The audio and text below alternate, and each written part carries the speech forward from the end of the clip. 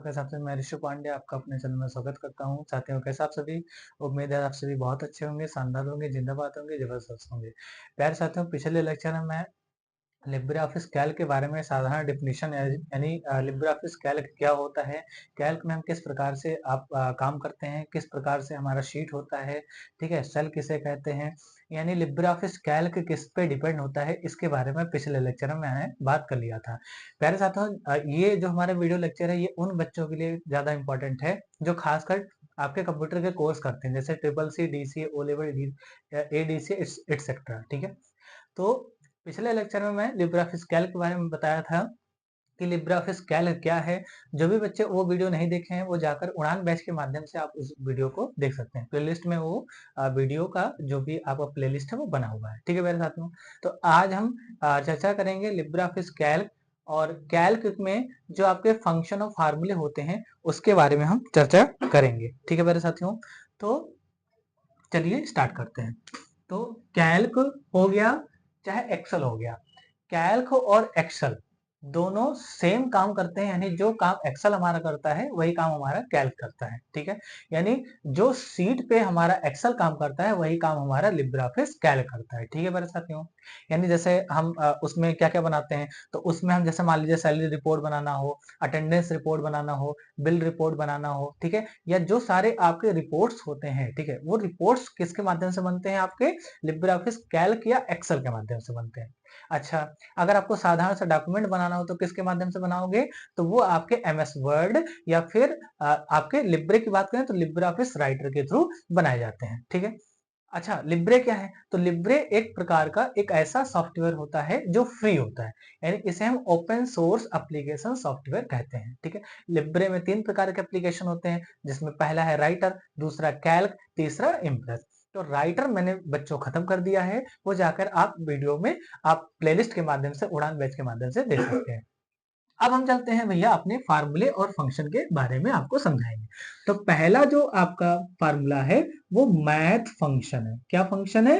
Math function है। यानी math function में कौन कौन से फंक्शन होते हैं और उन फंक्शनों को आपको पढ़ना है। तो पहला फंक्शन आपका जो है वो कौन सा फंक्शन है? आपका आपका सम फंक्शन है। कौन सा फंक्शन है? सम फंक्शन है। अच्छा, ये सम फंक्शन क्या काम करता है? तो ये सम फंक्शन जो होता है ये किसी भी वैल्यू को, यानी एक या एक से अधिक वैल्यू को जोड़ने का काम करता है। कौन किसका काम करता है? जोड़ने का। जैसे मान लो, सपोज करो ये मान लो ये कॉलम है, ठीक है, ये इसमें रो है, ये क्या है? ये रो है, ठीक है, ये कॉलम है, ये मान लो कॉलम 1 ए है, ये 1 2 3 4 5 6, ये क्या है? ये रो है, ठीक है। देखिए, आज का लेक्चर उन्हीं बच्चों को समझ में आएगा जो पिछला हमारा लिब्रे ऑफिस कैल्क का समझ चुके हैं, ठीक है। उसमें मैं एक एक चीज के बारे में पूरा डिटेल में अब आपको बताया गया है, ठीक है। तो ये क्या है? ये कॉलम है, ये रो है, ठीक है। अब जैसे मान लीजिए मैंने यहाँ पर डेटा लिखा 5 4 3 2 1, और यहाँ पर जैसे मान लीजिए लिख दिया 6, ठीक है, तो ये लिख दिया। अब जैसे मान लीजिए इन वैल्यू को हमको जोड़ना है। क्या करना है? जोड़ना है। तो एक सेल हम और बना लेते हैं, ये आपका 7वां सेल है, ठीक है, यानी एक कॉलम का 7वां रो है, ठीक है। तो जैसे मान लो इसमें हमको जोड़ना है, तो क्या करना है? मैंने आपको बताया था कि लिब्रे ऑफिस कैल्क हो या एक्सेल हो, अगर आपको फार्मूला या फंक्शन इस्तेमाल करना है तो सबसे पहले कौन सा साइन देना होगा? इक्वल साइन देना होगा। क्या साइन देना होगा? इक्वल साइन देना होगा। तो आपके एग्जाम में क्वेश्चन बनता है कि बताइए लिब्रे ऑफिस कैल्क या एक्सेल में फार्मूले या फंक्शन को एंटर करने के लिए कौन सा हम आपका साइन इस्तेमाल करते हैं, तो आपका कौन सा साइन होता है? इक्वल साइन होता है। कौन सा साइन होता है? इक्वल साइन होता है, ठीक है। ठीक है प्यारे साथियों, तो अभी यहाँ हम नहीं लिखते, यहाँ लिख देते हैं, ठीक है। इस चीज को हम यहाँ समझते हैं, ठीक है। जैसे मान लो हमको 5 4 3 2 1 6 को आपको क्या करना है? जोड़ना है। तो एक साधारण सा जो आपका मतलब होता है, आप इस प्रकार से भी जोड़ सकते हैं। जैसे आप इसको सेलेक्ट किए तो इसका सेल एड्रेस दिखाई दिया A1, ठीक है। फिर उसके बाद में प्लस लगाए, दूसरे सेल को जोड़ना है तो A2, ठीक है, फिर प्लस लगाए, फिर तीसरे सेल को जोड़ना है A3 को सिलेक्ट किया, A3, फिर प्लस लगाए, फिर इसको इसको भी जोड़ना है तो A4, ठीक है, इसी प्रकार फिर प्लस लगाए, फिर A5 किए, यानी A5 यानी इसको क्या किए? सेलेक्ट किए माउस से, ठीक है। तो जब इसको सिलेक्ट किया तो इसका सिलेक्ट एड्रेस क्या दिखाई दिया, A5, और इसको सिलेक्ट किया तब इसका सिलेक्ट एड्रेस दिखाई दिया A6, ठीक है। तो इस प्रकार से भी हम क्या कर सकते हैं, अपनी वैल्यू को जोड़ सकते हैं। लेकिन एक्सेल और कैल्क हमें एक रेडीमेड फंक्शन, यानी एक्सेल और कैल्क हमें एक रेडीमेड फंक्शन प्रोवाइड करता है, एक नहीं, एक से अधिक रेडीमेड फंक्शन प्रोवाइड करता है, जिसमें पहला फंक्शन सम फंक्शन है, ठीक है। ये क्या करता है, ये वैल्यू को एक साथ जोड़ता है, यानी आपको ये प्लस प्लस लगाने की जरूरत नहीं है। उसमें क्या करना पड़ेगा, उसमें आपको सिंपल सा आपको इक्वल लगाना पड़ेगा, सम लिखना पड़ेगा SUM कीबोर्ड से, और ब्रैकेट लगाना पड़ेगा कीबोर्ड से, और ऊपर से नीचे जितनी भी वैल्यू है उसको एक साथ सेलेक्ट करके फिर क्या करना है, ब्रैकेट को बंद करके इंटर कर देना है। इतना करने के बाद में आपका यहाँ पर वैल्यू क्या आ जाएगा, जो वैल्यू होगी, जो एक्चुअल रिजल्ट होगा वो यहाँ आ जाएगा, ठीक है मेरे साथियों। तो आप इस प्रकार से भी कर सकते हो और सम लगा के भी कर सकते हो। ये ओरली तरीका है, लेकिन मैं ओरली तरीका आपको नहीं, आपको फंक्शन के माध्यम से समझाना चाहता हूं, ठीक है। तो आप इस तरीके से भी निकाल सकते हो और इस तरीके से भी निकाल, अच्छा इस ये वाला कौन सा तरीका है, तो सबसे पहले आप लगाओगे इक्वल, जहां भी जोड़ना है आपको इक्वल लगाओगे, लिखोगे सम, लगाओगे ब्रैकेट, और माउस के पॉइंटर को यहां से लेके और यहां तक क्या करोगे, सेलेक्ट करोगे। तो इसका सेलेक्ट एड्रेस क्या दिखाई देगा, तो इसका सेलेक्ट एड्रेस जो पहला हमारा वैल्यू है वो A1, और सेमी कॉलन लास्ट वाला कौन सा वैल्यू है A6, तो A1 comma A1 colon A6 bracket बंद और इंटर। तो जैसे हम यहाँ पर इंटर करेंगे, ठीक है, ये हमारा भैया, ये हमारा फंक्शन लगा देंगे इसमें। अब इसकी वैल्यू कितनी आएगी, तो 5 4 9, 9 और 3 12, 12 और 2 14, 14 और 1 15, 15 और 6 21, यानी इसकी वैल्यू कितनी आएगी 21, कितनी आएगी 21, ठीक है। तो इस तरीके से भी आप कर सकते हो, और ये भी तरीका बेस्ट है। अच्छा इसके अंदर ये क्या है भैया, ये क्या है, तो देखो ये जो A1 है ये पहली वैल्यू है, और A6 ये क्या है, ये लास्ट वाली वैल्यू। हमने आपको क्या कहा, हमने आपको ये कहा कि सम फंक्शन जो होता है वो वैल्यू को एक साथ जोड़ता है, यानी यानी ये पहली से और लास्ट तक वैल्यू को क्या कर रहा है, क्या कर रहा है, जोड़ रहा है, ठीक है। तो इसमें पहला सेल क्या है A1 और लास्ट सेल A6, तो A1 कॉलन A6, ठीक है। अच्छा यहां से क्वेश्चन भी बनता है, क्या क्वेश्चन बनता है, पहला क्वेश्चन बनेगा कि बताइए एक या से अधिक वैल्यू को जोड़ने के लिए, ऐड करने के लिए कौन सा फंक्शन इस्तेमाल करते हैं, तो सम फंक्शन, पहला क्वेश्चन। दूसरा, एक या एक से अधिक सेलों को, यानी सिंगल सेल को और लास्ट सेल को जोड़ने के लिए हम किस सिंबल का इस्तेमाल करते हैं, तो कॉलन का, किसका, कॉलन का, जो यहाँ बीच में लगा हुआ है, ठीक है। तो ये सम फंक्शन का आप इस प्रकार से इस्तेमाल कर सकते हो। नेक्स्ट अब चलेंगे भैया, दूसरा फंक्शन आपको बताएंगे, दूसरा है आपका, दूसरा है आपका एवरेज। दूसरा क्या है, एवरेज। तो यहाँ पहले मैं इसका सिंटैक्स लिख देता हूं कि कैसे इस्तेमाल करोगे। तो सबसे पहले लगाओगे इक्वल, लिखोगे सम, और जितनी भी वैल्यू आपकी रहेगी वहां से वहां तक, यानी आप अपने वैल्यू को क्या करोगे, रेंज दे के सिलेक्ट करके इंटर करोगे। तो इस प्रकार से आप इसको निकाल सकते हो, ये आपका सिंटैक्स। नेक्स्ट बात करते हैं एवरेज का कैसे निकालोगे। तो एवरेज का निकालने के लिए, अच्छा एवरेज क्या होता है, तो एवरेज की हिंदी होती है औसत, क्या होती है, औसत, ठीक है। तो अगर संख्याओं का अगर हमें औसत निकालना है तो मैथ के तरीके से, मैथ का फार्मूला क्या होता है, औसत निकालने का। तो मैथ का होता है तरीका, सभी वैल्यू को जोड़ के और जितनी भी वैल्यू होती है उससे क्या कर देते हैं, भाग दे देते हैं, तो वो क्या आ जाता है, एवरेज आ जाता है। जबकि हमारा जो कंप्यूटर होता है, जो आपका कैल्क हो या एक्सेल हो, वो हमें रेडीमेड फंक्शन प्रोवाइड करता है। तो उसी रेडीमेड फंक्शन का ये फंक्शन है आपका एवरेज फंक्शन। अच्छा इसका कैसे इस्तेमाल करोगे, तो आप जैसे मान लो, इसको भी मैं समझाता हूँ आपको, जैसे सम किए थे वैसे एवरेज है। ये एक कॉलम है, ये आपका भैया, ये आपका भैया रो है, ठीक है, ये आपका रो है। यहां मैंने कुछ संख्या लिखा,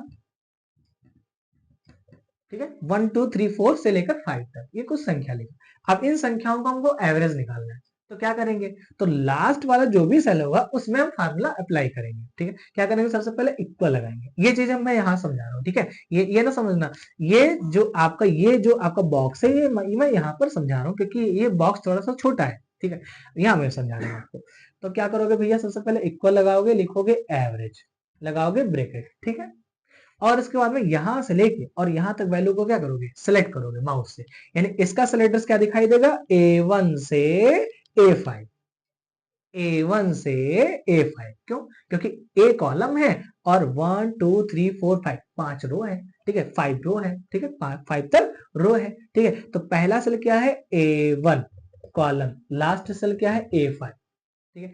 और इसको जैसे एंटर करोगे ये आपका एवरेज निकल कर आ जाएगा, समझे। तो जैसे सम निकाले थे वैसे एवरेज निकालोगे। अच्छा, इसका एवरेज अगर देखा जाए तो आप क्या करोगे भैया, इसका एवरेज कितना आएगा, तो इसका एवरेज कितना आएगा बताओ।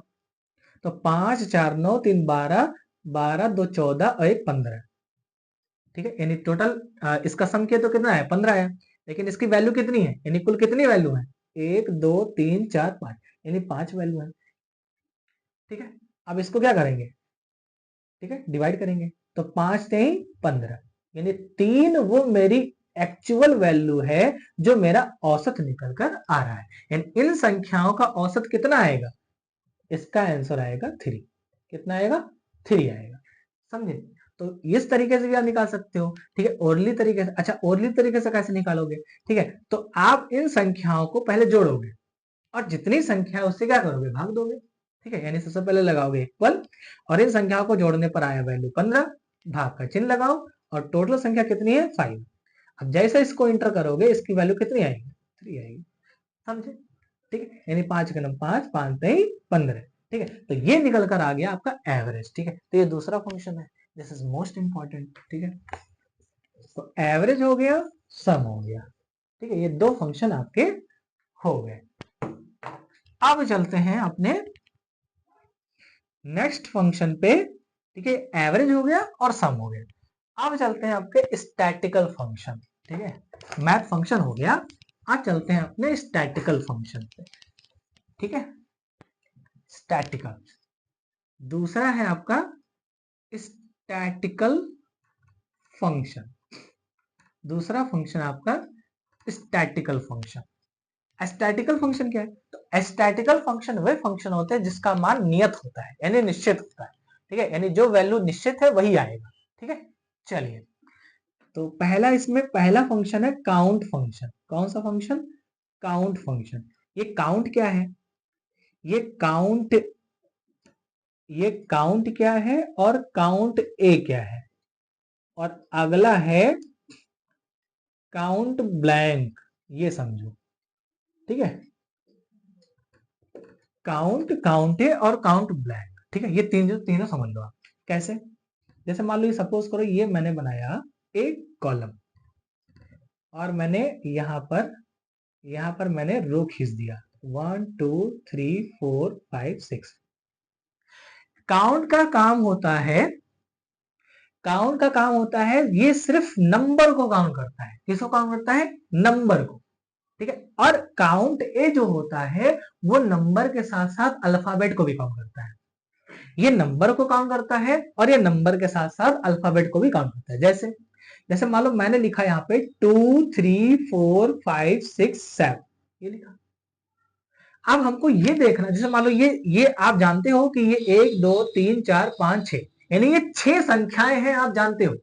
लेकिन मान लो अगर ये संख्या जो है अगणित हो, ठीक है, आप गिन ना सके, मतलब 1000 हो या 1500 हो या कुछ भी हो, आप नहीं गिन पा रहे हो, तो उस केस में आप किसका इस्तेमाल करोगे, काउंट का इस्तेमाल करोगे, ठीक है, गिनने का इस्तेमाल करोगे, ठीक है। अच्छा, इसका इस्तेमाल कैसे करोगे, तो सबसे पहले लगाओगे आप इक्वल, यानी जहां जिस भी आप सेल में आप इसका इस्तेमाल करना चाहते हो, जैसे मान लो लास्ट सेल में इस्तेमाल करना चाहते हैं तो इस सेल में लिखेंगे इक्वल, ठीक है, और लगाएंगे काउंट, काउंट लिखेंगे, लगाएंगे ब्रैकेट, ठीक है, एक सिंगल ब्रैकेट लगाएंगे, ठीक है। और यहां से लेके यहां तक वैल्यू को क्या करेंगे, सेलेक्ट करेंगे, ठीक है। तो इस सेलेक्ट करने पर कौन सा एड्रेस दिखाई देगा, ये पहली वैल्यू है तो A1 और ये लास्ट वैल्यू है तो A6, तो A1 कॉलन A6। अच्छा, कॉलन क्यों लगा, क्योंकि ये पहली वैल्यू को लास्ट वैल्यू से जोड़ रहा है, इसीलिए कॉलन लगाया, समझे। यानी ये A1 से A6 तक जितनी भी बीच की वैल्यू है वो निकल कर आ रहा है, समझे। अब जैसे इसको इंटर करेंगे वैल्यू कितनी आएगी, वैल्यू आएगी 6, कितनी आएगी 6 आएगी, समझे, आया समझ में। नेक्स्ट बात करते हैं, काउंट ए के बारे में चर्चा करते हैं।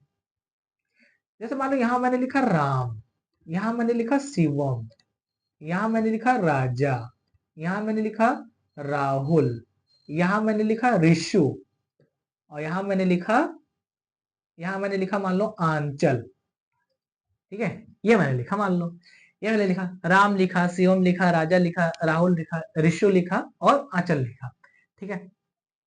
अब जैसे मान लो ये मैंने वैल्यू लिखा, अब सपोज करो ये आपके काम करने वाले यानी आपके कंपनी में काम करने वाले एम्प्लॉइज हैं, ठीक है, ठीक है। आप ये देखना चाहते हो कि इनकी संख्या कितनी है, यानी हमारे कंपनी में कार्य करने वाले कुल एम्प्लॉइज की संख्या कितनी है, यानी जैसे ये राम लिखा है, शिवम लिखा है, राजा लिखा है, राहुल लिखा है, ऋषु लिखा है और आंचल लिखा है। तो आपको ये देखना है कि इनकी संख्याएं कितनी है। तो आप क्या करोगे, तो इस केस में हम काउंट नहीं इस्तेमाल करते हैं, इस केस में हम कौन सा इस्तेमाल करते हैं, इस केस में हम काउंट ए इस्तेमाल करते हैं। क्या इस्तेमाल करते हैं, काउंट ए, यानी काउंट लिखते हैं, ए लिखते हैं, ठीक है। चाहे कैपिटल में लिखो या स्मॉल में लिखो कोई फर्क नहीं पड़ने वाला, ठीक है, चाहे कैपिटल में लिखो या स्मॉल में लिखो, ठीक है। तो काउंट ए लिखोगे, ब्रैकेट लगाओगे और ऊपर से नीचे तक वैल्यू को क्या करोगे, सेलेक्ट करोगे, ठीक है। यानी इसका सिलेक्ट ऊपर से नीचे सेलेक्ट करने पर यानी माउस यहां रखोगे और इसको ड्रैग करोगे यानी खींच दोगे यहां तक लेफ्ट बटन से, ठीक है। सेलेक्ट करने पर इसका एड्रेस क्या दिखाई देगा, A1 से A6 वही दिखाई देगा भैया। और जैसे इंटर करोगे इसकी वैल्यू भी कितनी आएगी, 6 आएगी। क्यों, क्योंकि नंबर ऑफ एम्प्लॉयज कितने हैं, 6 हैं। देखो 3 और 3 6, समझे, ठीक है। तो नंबर ऑफ कैंडिडेट कितने हैं, 6 हैं, ठीक है। तो ये करने पर क्या आएगा, ये जो आपका अल्फाबेट को काउंट किया वो कौन सा काउंट किया, काउंट ए किया।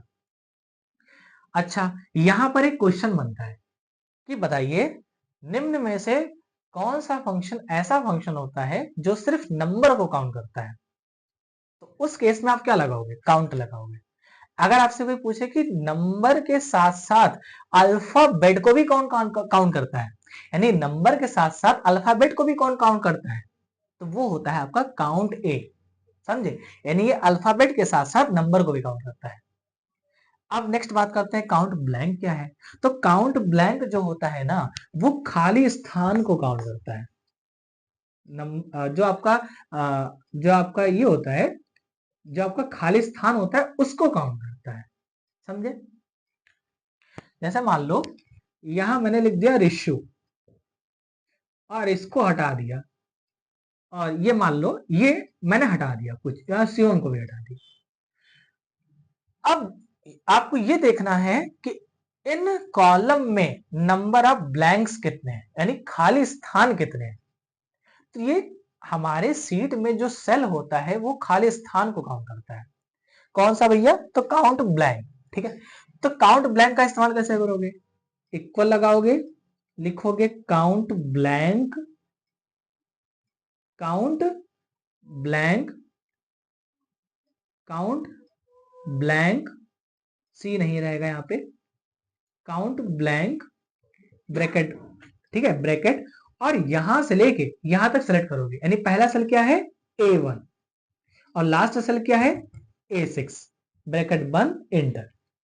इतना करने के बाद में आपकी जो खाली स्थान होगा वो आ जाएगा, कितना है, तो ये पहला खाली स्थान, ये दूसरा खाली स्थान, ये तीसरा खाली स्थान, खाली स्थान, ठीक है। तो A1 से A6 तक कितने खाली स्थान है, 3 है, तो आंसर कितना आएगा, 3 आएगा, समझे। तो ऐसे आप जो है गिन सकते हो नंबर को, गिन सकते हो नंबर के साथ साथ अल्फाबेट को, और गिन सकते हो खाली स्थान को, समझे भैया। तो इस प्रकार से जो है आप कर सकते हो, समझे। तो आज के वीडियो लेक्चर में मैं सम के बारे में बताया, ठीक है, काउंट के बारे में बताया, और जो आपके एवरेज फंक्शन है, ठीक है, यानी आज का वीडियो लेक्चर बहुत ज्यादा इंपॉर्टेंट है, इसको ध्यान से देखिएगा, नोट्स बना लीजिएगा और इन चीजों का आप प्रैक्टिकल करिएगा घर पे, ठीक है। तब तक के लिए धन्यवाद, जय हिंद साथियों।